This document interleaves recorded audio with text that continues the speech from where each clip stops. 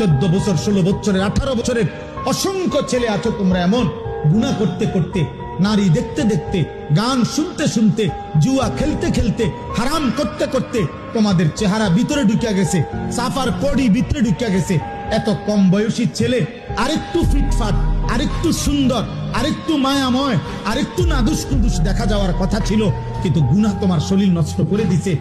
চোখ হেফাজত করবে নওজোয়ান ভাই, চোখ হেফাজত করবে। দোস্ত, এই চোখ যা মন চায় তা দেখার অনুমতি নাই, সৃষ্টিকর্তা অনুমতি দেন নাই, আল্লাহ অনুমতি দেন নাই। ভাইয়া, নিজের হায়াত নিজে নষ্ট করলে আরেকবার মিলবে না।